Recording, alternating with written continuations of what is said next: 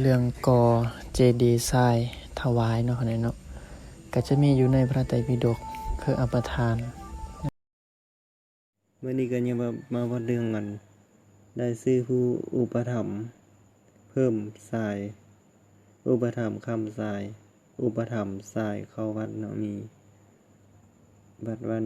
อุปถัมภ์ทรายเข้าวัดวันมีไสประกอบส่วนเข้ามา